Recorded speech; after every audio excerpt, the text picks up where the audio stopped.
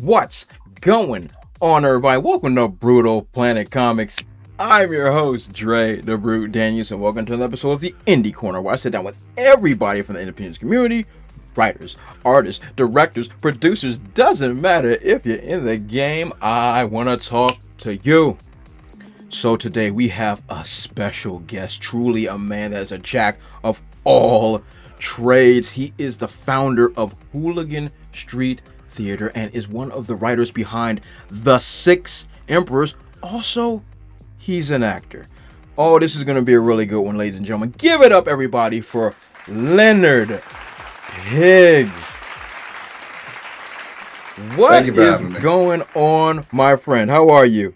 I'm good. I'm above ground, so I can't complain too much. Hey, I hear that. I can second, third, and fourth that motion. Absolutely. But first and foremost, before we even jump into all this great stuff, I want to thank you so much, man of many talents and all over the place, to make the time to come on my show. I'm really appreciate it. Hey, again, thanks for having me. I dig your work, man. We might have to team up on something. You know? Oh, that's definitely something that can go down the pipeline. Absolutely. So, Leonard, you've got a bazillion things you got cooking, a million things that you're working on, things that you're creating. But before we get into all that magic that you're cooking, let's just get to know you a little bit. So, like, who you are, where you come from, how did we get here? Leonard Pigg. I'm actually a third, so I was named after my father, who was named after his father. Oh, and I have no middle name, which it's been funny because everybody thinks, oh, everybody's got a middle name. Like, no, not everybody. Sometimes you just don't, and it's okay. Wow. I grew up fine without it. You know, only child, lived in Kokomo, Indiana, about an hour north of Indianapolis, where they do the 500 and all that good stuff. Sweet.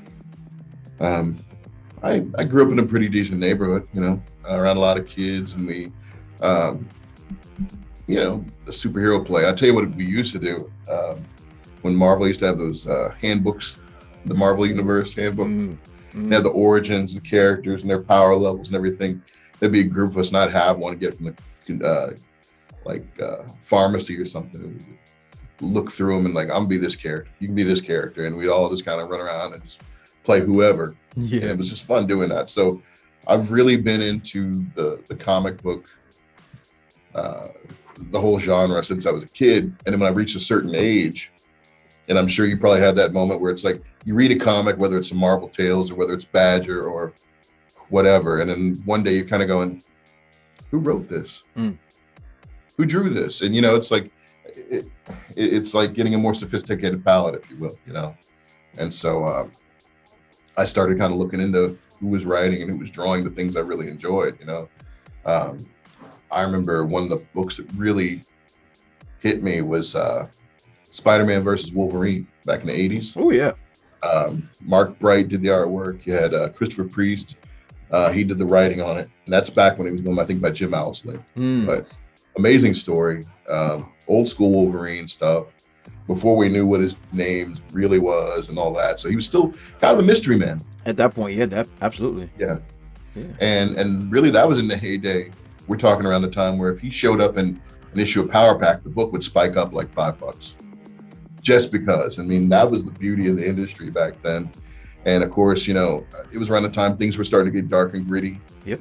And so it was a nice contrast to see a character like Spider-Man interacting with a character like Wolverine and to see just how different they are, but that was one of the ones that really hit me. And then a couple of years later, I remember reading Damage Control, Dwayne McDuffie. Wow. God rest his soul.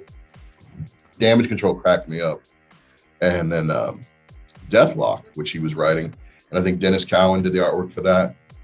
And so I was seeing all these interesting flavors of art and stories with these characters. And I reached a certain point, you're a kid, you start drawing them, you're trying to draw them, or, maybe you want to write stories because you get that creative urge. I used to do a lot of theater and stuff. And when I was a kid, so it was kind of fun to the whole idea was that suddenly you were taking what you used to do, just playing out in the yard with friends, to a whole nother level of costumes and things. So that's what really stoked me. The originators of cosplay before it was cosplay. Exactly. Absolutely.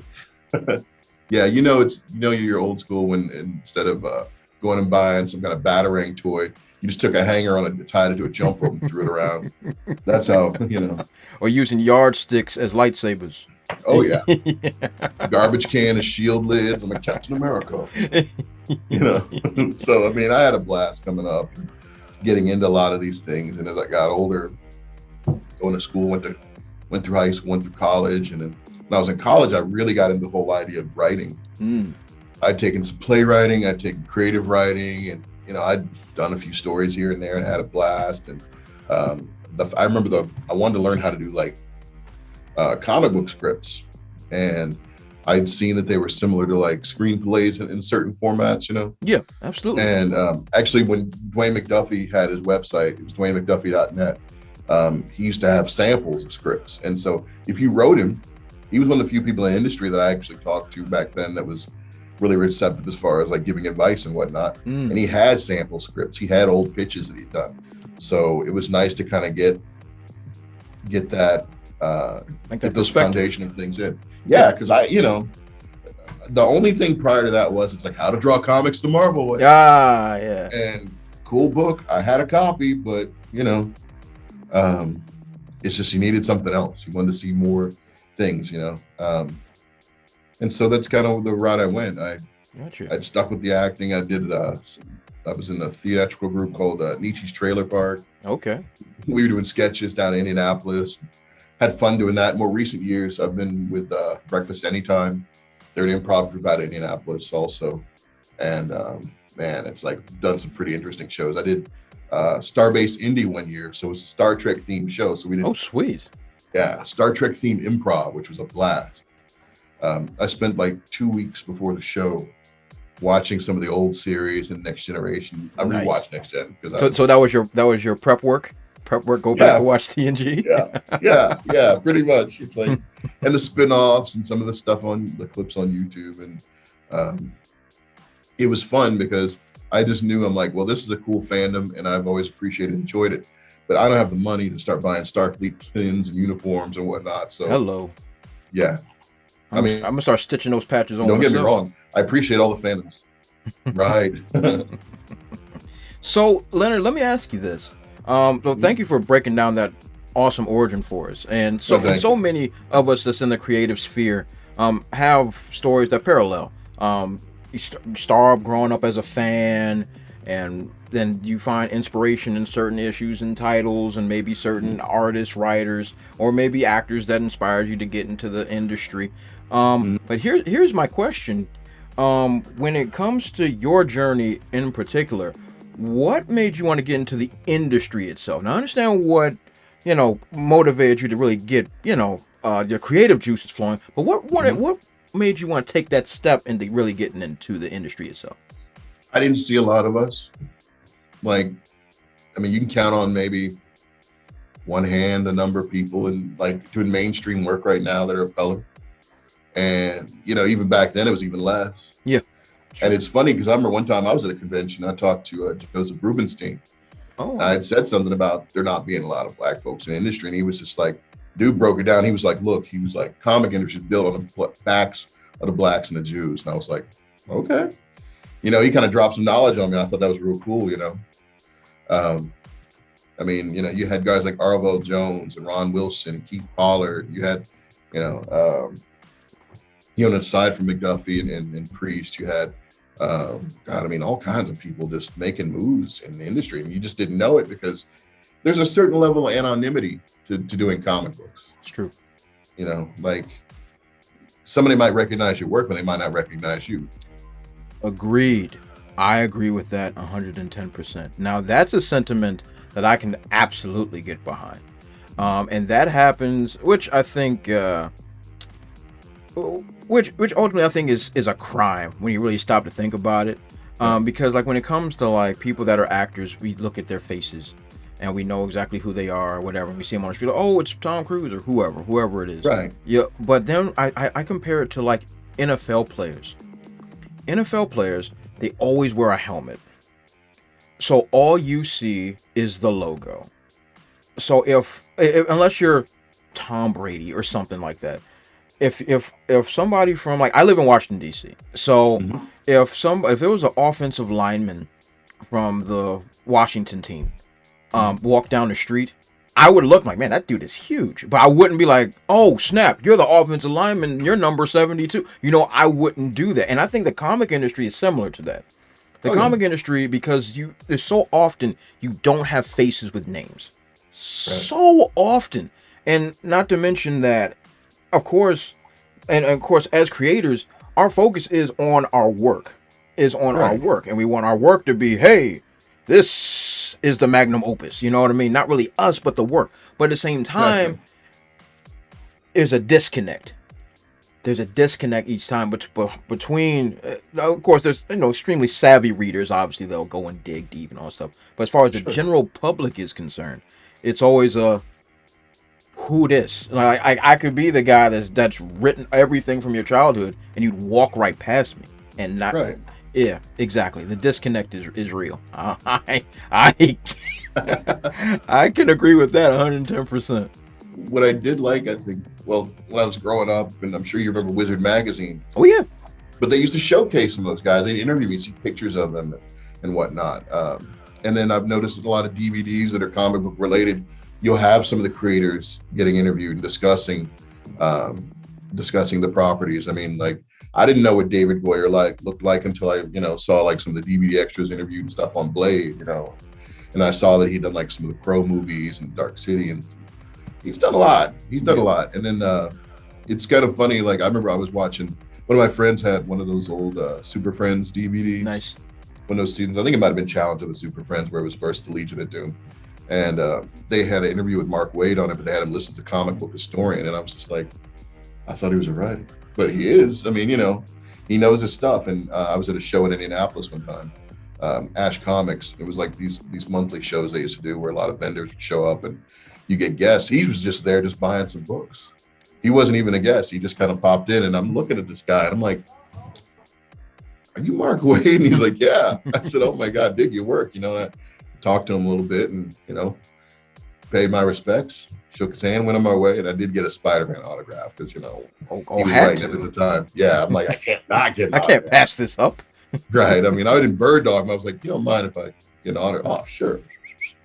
Boom, That's So, what's up. But yeah. but it falls in line with that. And it's really interesting when you put it in that way, as he was there as a fan, Yeah. more or less. He was there as a fan, but also made sure he took time out of his day to acknowledge your request, and I think that's really cool. And I think that's a sentiment that we all can really get behind, Oh, yeah. especially as independent creators and and everything. That's definitely something that we should all have, that type of mentality. Most definitely. That's awesome. There's something I used to do at cons, and I haven't been to many since the plague hit, to be honest. But I would go around to like the artist alley, and I would just buy stuff from the indie creators. I wasn't really buying stuff from the mainstream, and and some of those shows, the big companies they're just giving away stuff. They might have one or two people signing autographs or whatever, but doing selfies. And I think it always sometimes surprises people in the comic industry when take a selfie with them. They're like, oh, really? Yeah.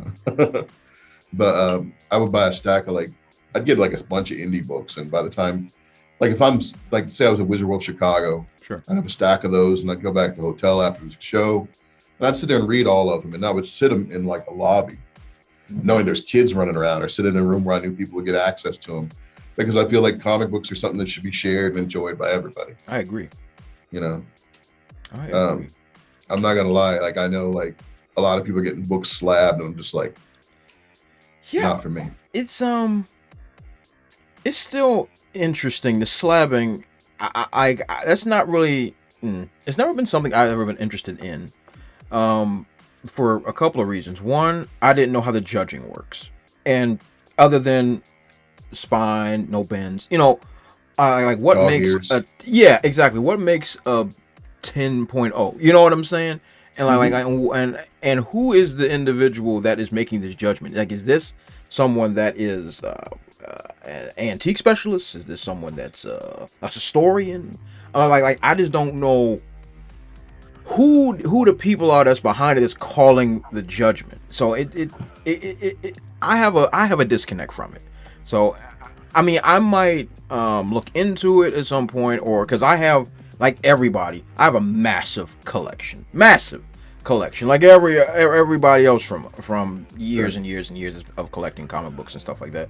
And I would be curious to see what they're actually worth per se. But that whole slabbing thing, it just feels like I'm getting hustled. I don't know, maybe. Well, I heard this horror story about slabbing where a guy had a book. It was from I think the 60s or something. He sends it off to get slabbed or graded and slabbed. And then the book comes back and he's looking at it. It's the same issue, but it's not the same book that he had. And the reason he knew that was because he said, his had like a little line in front, like a crease. And he says, this one didn't have a crease. It had like additional spine damage. And it was the same issue, but not his issue. So, they could have like a back stock, like a warehouse of like books they're just waiting to swap out and turn around and slab them and say, oh, this is a $50 book. And people go, okay. Exactly. And that's part of my skepticism, because like I don't know what the deal is. Like if this like you remember there used to be a show. I'm pretty sure that in Indiana y'all had WETA and PBS. I'm going to sure y'all had them stations. Do you remember the Antiques Road Show? Absolutely. You remember that joint? Yeah.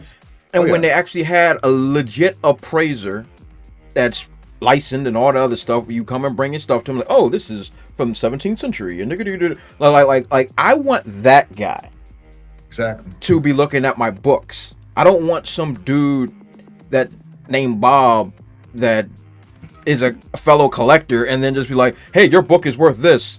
Or I'm like, bro, what are your credentials? I mean, like who are you? I don't know you from Adam, baby. You gonna tell me what my stuff is worth? I just find it very, very disingenuous. I don't know. It just feels weird. And it doesn't help when it's like when the plague hit and everybody was, staying home and on lockdown, and comic shops, a lot of them got the idea to do Facebook Lives and just live stream sales and everything and just mail stuff out. And that's what kept a lot of them from going belly up. But there were a few times it's like I'm looking at some of these on YouTube and I'm looking at some of the comic book groups that were selling stuff. And these guys are selling slab books for like crazy amounts. And just like, you cannot justify to me charging $300 for the first issue of Speedball. I'm like, no. What? You're on. Yeah, I mean, it would be stuff like that. What are you, huffing paint? What's going on? It's like I was bored at night, but not last night. Exactly.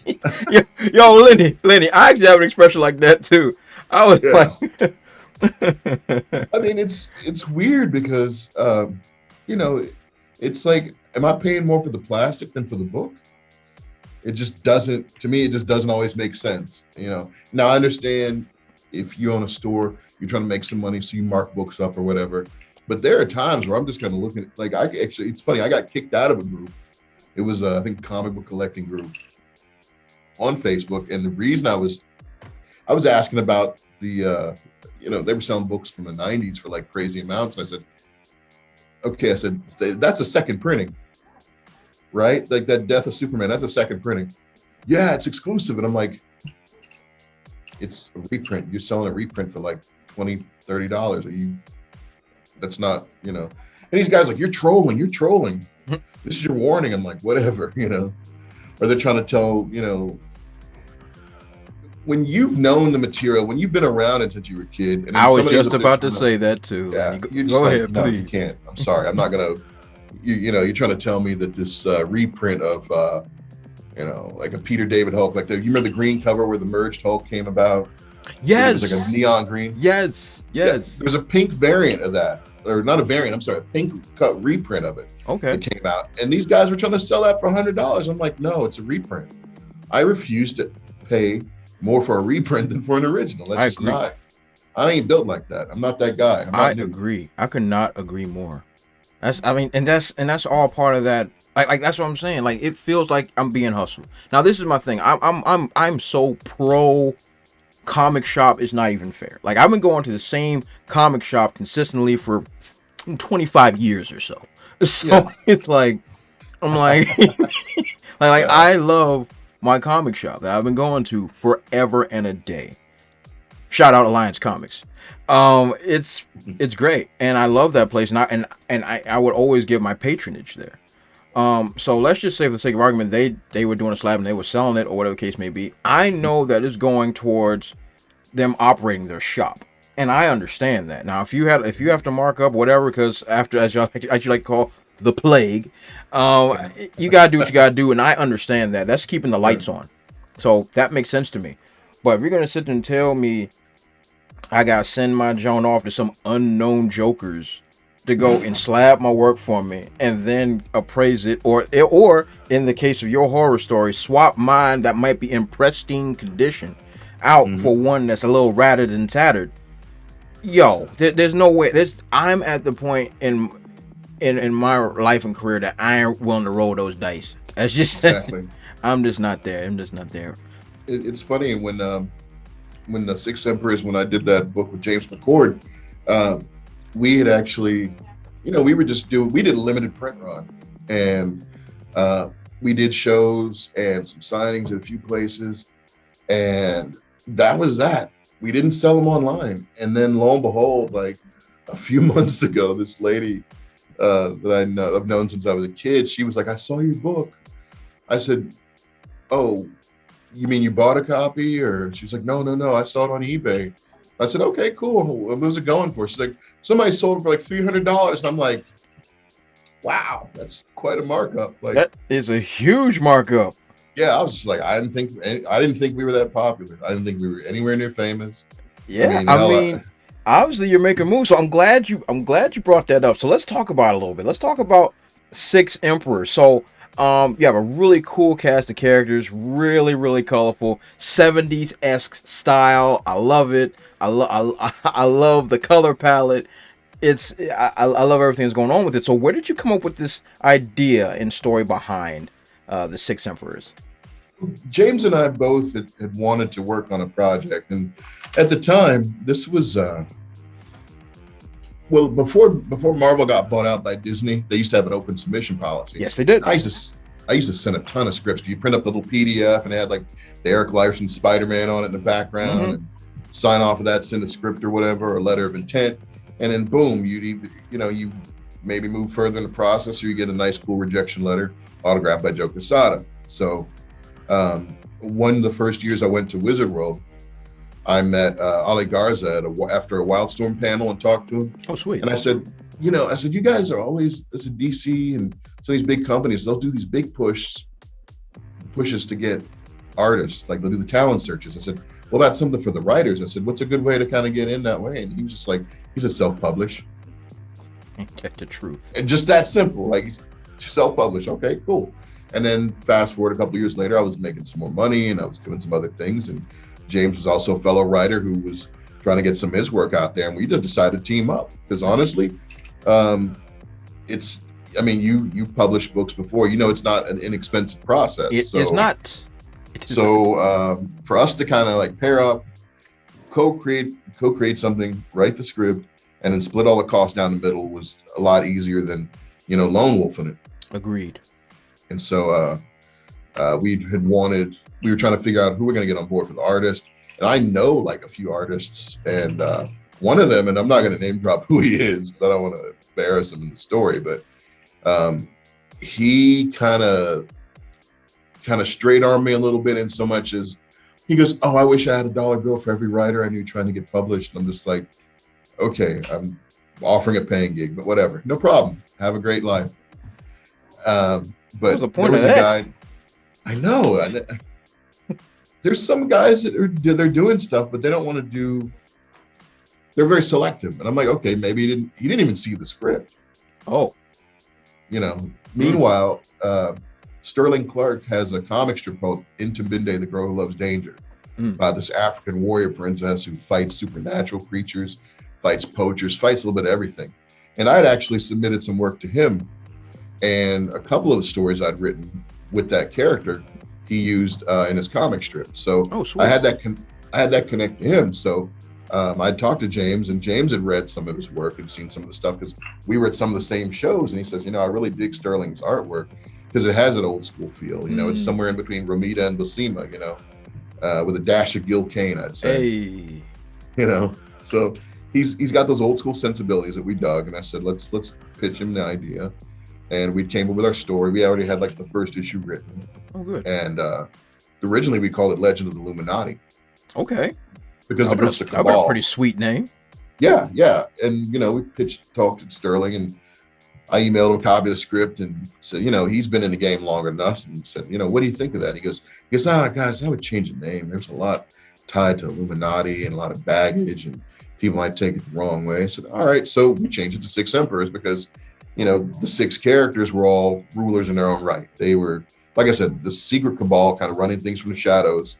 And they were content. They weren't trying to save the world or destroy it. They just want to maintain their turf, Oh, that's an interesting way of putting it. They were kind of like barons more than anything. Yeah, basically. So I like that, and I like the idea of using, it's like we had Dracula, Helen of Troy, Mr. Hyde, Captain Nemo, Bride of Frankenstein, or did I already say that? Oh, Professor Moriarty. So you've got like these villains, a lot of them from literature, that are just, great characters that, they're in public domain and they've just been sitting collecting dust. I'm like, let's do our own version of it. And so James had some ideas about what he wanted as far as designs go. And I dabble in artwork. I do a little bit here and there. I'll do the occasional pinup or something. But I had drawn a couple ideas as far as what I wanted, but we kind of gave those ideas to Sterling and said, take the ball and run with it. And for Dracula, I wanted a version of him that I didn't want like the Viking, or not the Viking, but like the Warrior King Dracula that looks all with the big cape, or I didn't want a Bela Lugosi either. I went my own direction with it. I said, actually, the funny thing was a point of reference. I said, Dave Gahan from Depeche Mode. Okay. So we're talking like 1997. Yeah. When they did the album Ultra, and he had like the long hair and he had the goatee and he looked very Mephistophelian in a sense. And I thought that's the Dracula vibe right there. And, he wore like a poet's shirt. He had on like leather what's pants. that era? Victorian? Victorian? Is that the right term? Victorian style? The shirts, Victorian, I think. Lord Byron, characters like that. Yeah.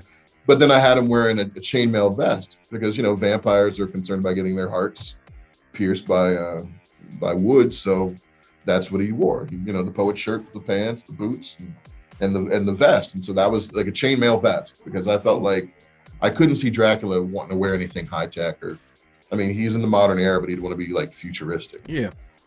And so that was our kind of idea for it. And then as far as the Jekyll and Hyde thing, like Jekyll's just sort of this waifish guy, but Hyde, we want him to be a big hulking brute, Yeah. And so I wanted some more bestial traits coming out of him because I feel like, I know in the original book, Robert Louis Stevenson had Hyde actually shorter than Jekyll because he was kind of was hunched. He was hunched. Yeah, kind of hunched, kind of bestial. But I thought, let's hulk him up a bit, give him pointy ears, give him fangs. Yeah, obviously show that he's got these monstrous traits. Yeah. But still definitely humanoid. And, so that's kind of the direction we were going with these characters. We want to put our own spin on them because we know they've been used before and people have they have perceptions of how they would see these characters. So let's try to give them something fresh, And it's funny, I'd pitched it to a publisher, and the guy was basically telling me that it was pretty similar to League of Extraordinary Gentlemen. And I'm just like, Lenny, why was that in my head this whole time while you were talking? Not that your work was a doppelganger by any sort. No, we're a lot less rapey. Yeah. I mean, real talk. Like.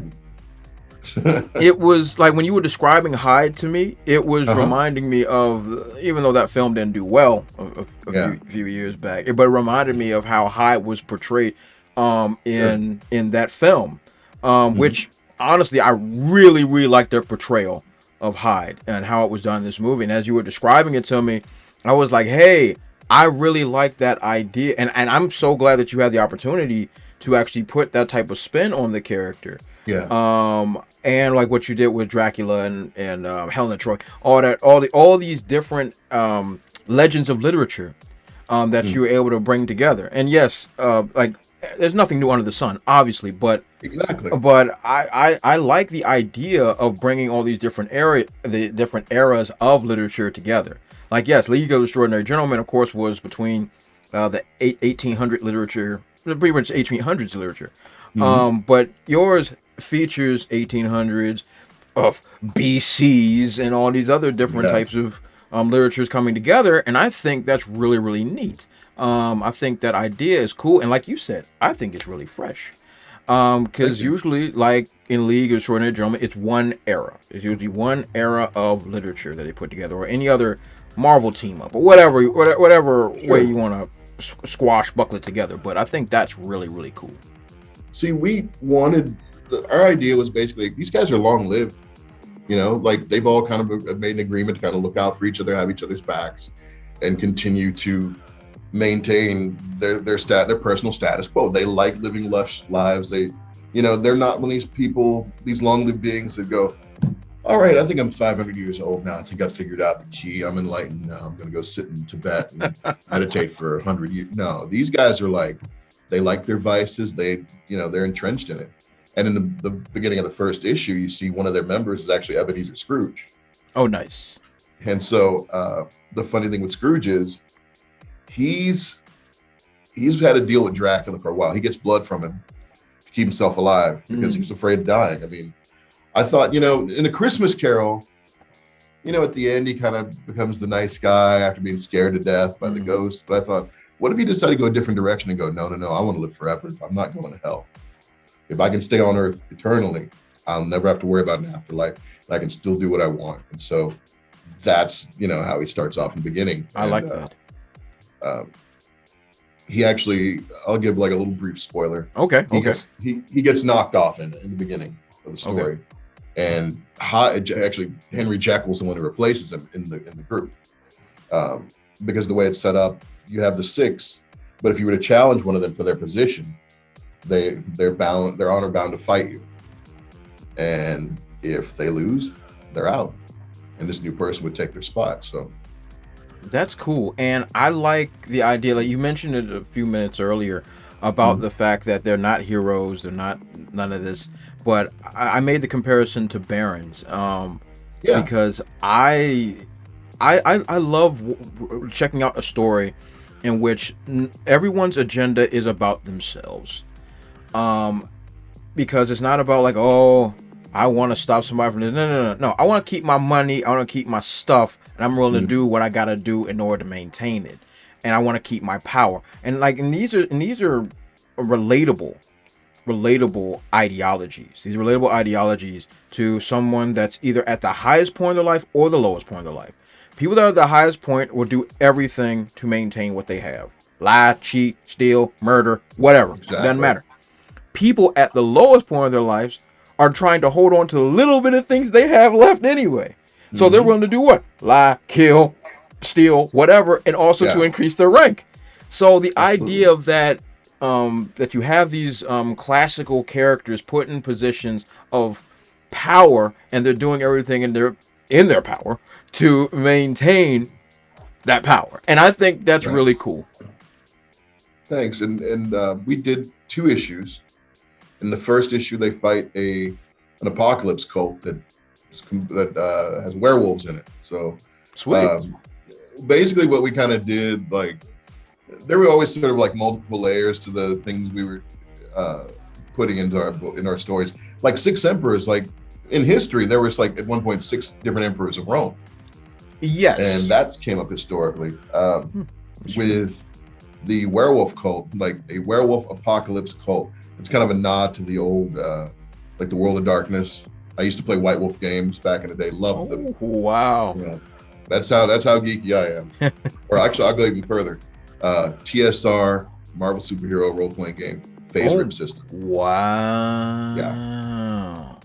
So, You're going diving deep into that toy chest. Jeez. Yes. But that's awesome, Lenny. That work is tremendous. I love the idea. I love the color palettes, like I mentioned earlier. I like the whole ideas behind these characters. This is really good. This is really, really Thank you. good, and I love how original it is. Even though it pays tribute to what was before, it's still an original idea. It feels fresh. I like that. That is really, really dope.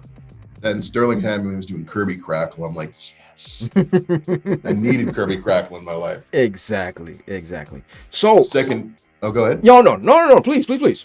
I was going to say, second issue, we introduced Hugo Danner. There was a novel called Gladiator. It came out in the early 1900s by Philip Wiley, and it was about a guy who was his parents his dad was a scientist, and his dad was trying to create this serum to create superhumans, and so he injected his wife's womb with this, and so this child Hugo was born, and Hugo was like super strong, fast, durable, smart as a whip, and so a lot of people have compared the Hugo Danner character to like having humble upbringings and whatnot, and trying to kind of blend in and live a normal life to a certain extent, as probably one of the inspirations for Superman. Our spin on it, Hugo Danner has been an adventurer over the years because he had that upbringing and because he knew that, he had these gifts and he might as well use them. And he'd actually been in captivity. He was in suspended animation for a number of years, but we decided to make Hugo a person of color. And so, and one of the other homages I did, and we did in the second issue, was when we named his father Dr. Dwayne Danner. Okay.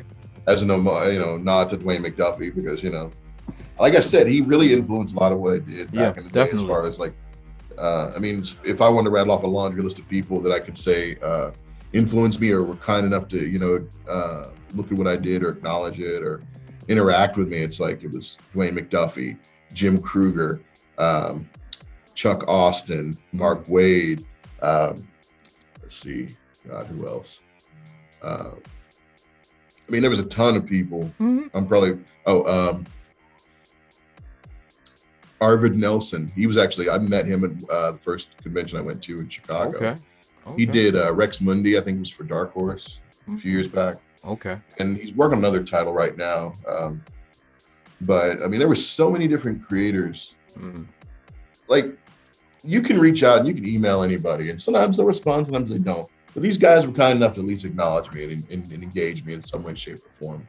And I always appreciated that. I really did. Yeah, and I think that is amazing. So, with all that in mind, Lenny, thank you so much for sharing all of that great work and your great inspirations, all that wonderful, wonderful, glorious stuff. So, where can folks get your work? Where can we get it? Okay, right now, I've just been making it available as a PDF and sending it out to folks. We have a Facebook page, Sexy Beard Club Press, and you can go on there, shoot us a message, and you can try to make some arrangements to send you a copy. We've only been charging like $5, which is like dirt cheap compared to like the $6.99 and $7.99 books that are out right now. The prices keep going up, but I'm just not seeing any variances in quality. I agree. I thought it was funny years ago, DC had a thing that said, we're drawing the line at $3.99, and it's like, for about a minute. Yeah, 45 seconds tops. Yeah. And I've actually, there were a few times I had some people message me and they said they just wanted a PDF. So they'd send me a Cash App and I'd email them a copy and they can check it out and enjoy it. So that's kind of where I'm at with it. James and I actually got together a few months back and want to do some more stories because we've got the 2 issues. This new story that we did, we both actually wrote 2 separate stories. He wrote one, I wrote one, and we're going to put it together. And then we're going to have we're talking about releasing a trade, but we kind of split the team up. So he wrote with 3 characters and I wrote with 3. My 3 were Captain Nemo, Professor Moriarty, and the Bride of Frankenstein. And I put them through about a 5-page story where they meet another character that I've used in different medium. I've been writing for Amos Collaborative, which used to be Amos Magazine, and their website's amos-cola.com. Okay. And actually, I've got further stories with the 6 members. I did an individual story for each character, so you've got at least 6 extra stories out there that you can check out at your leisure. Nice. God,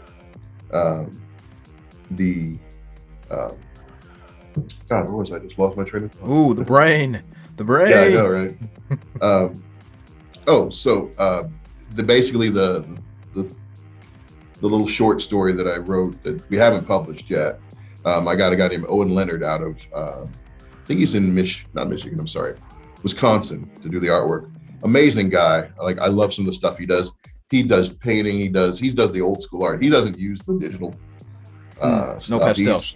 No, like, he legit sent me the paper, like the sheets, and I was like, oh my God, these old pages, and I'm just like, I love seeing those. It's a very visceral experience.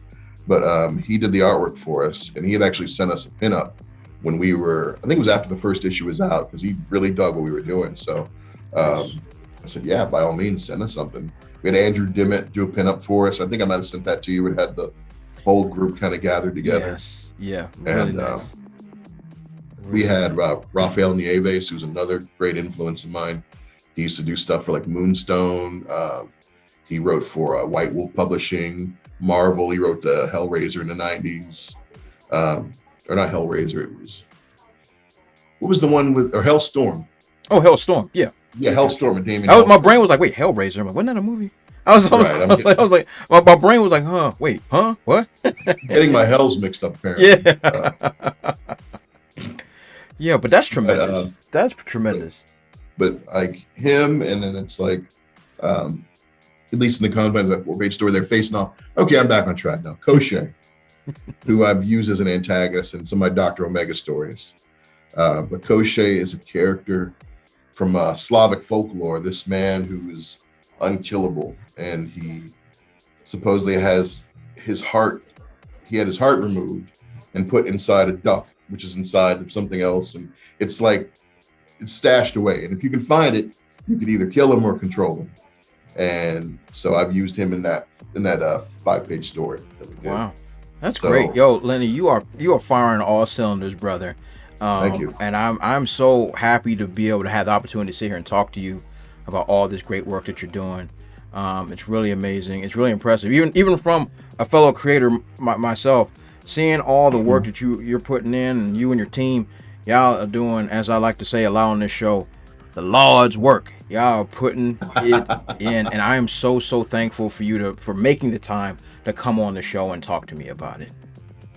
I feel fortunate to be on this episode. I thank you so much. Oh, the pleasure is all mine. The pleasure is all mine. All right, everybody. I'm going to leave all the links to Lenny's work in the description section below. Definitely follow him on all his dope social media platforms. Also, as I mentioned earlier, Lenny is an actor. So catch him on Canary Currency. That is on Amazon Prime Video. Definitely see how much work he's putting in on the silver screen. Most definitely. So anyway, everybody, that there is Leonard Pigg. He is the man. Definitely show him a whole lot of love. And this has been the Indie Corner. But of course, you already know who I am. I'm Dre the Brute Daniel. Sure, you gotta follow me on all my dope social media platforms. You'll be right under my face. They're not there yet, but they're gonna be at the Brute00 on Facebook, Twitter, Instagram, sometimes on TikTok if I feel like being silly. And don't forget to like, comment, subscribe, and share the video. You all have been awesome, and we will catch you all next time. Also, if you want to support my channel, check out spinwiz.com or download the Spinwiz app and check out my comic series, Trouble. It was written with a lot of love, and it was definitely my favorite comic series to write. I've also written it in English and in Spanish, so whatever floats your boat, I got it for you. Thanks again, and check it out.